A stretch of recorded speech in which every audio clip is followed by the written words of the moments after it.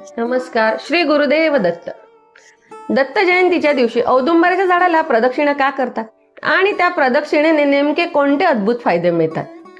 तर हा विषय जाणून घेतल्यावर तुम्हालाही वाटेल की आजच औदुंबराच्या झाडाला प्रदक्षिणा करायला हवी. तर औदुंबराचं झाड हे दत्तगुरूंचं साक्षात स्वरूप मानलं गेलं आहे.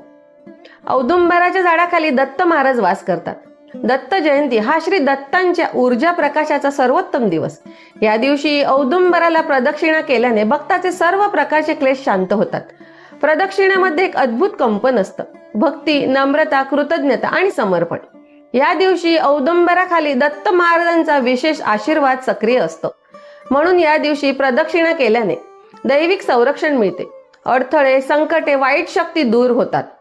कर्मबाधा कमी होतात. पूर्वजन्मीचे दोष, कुलदोष, ग्रहदोष शांत होऊ लागतात.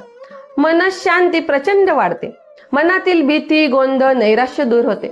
आरोग्य सुधारते. पोटाचे विकार, मनाचे विकार व इतर त्रास हळूहळू कमी होतात. घरातील वास्तुदोष किंवा आर्थिक अडचणी कमी होण्यास मदत होते. इच्छा फळतात. भगवान दत्त भक्त मनापासून प्रदक्षिणा करतात. त्याच्या मनातील एक प्रामाणिक इच्छा दत्त स्वीकारतात असा दृढ विश्वास आहे. म्हणून या दत्त जयंतीच्या दिवशी आपल्याला 11, 21 किंवा 108 प्रदक्षिणा विशेष फलदायी मानल्या जातात. म्हणून प्रदक्षिणा करताना आपल्याला एक मंत्र मनात नक्की म्हणायचा आहे. तर तो मंत्र काही असा आहे: श्री गुरुदेव दत्त, श्री गुरुदेव दत्त, श्री औदुंबर वासी दत्त, माझे सर्व क्लेश दूर करा, असं आपल्याला म्हणायचं आहे आणि आपल्याला प्रदक्षिणा करायची आहे. तर दत्त जयंतीचा दिवस म्हणजे दत्ताच्या कृपेचे द्वार स्वतः उघडलेला दिवस. या दिवशी औदुंबराच्या झाडाला प्रदक्षिणेने तुमच्या जीवनातील अडचणी दूर होतील, संकटांचे ढग हटतात आणि मनाला नवी दिव्यता मिळते.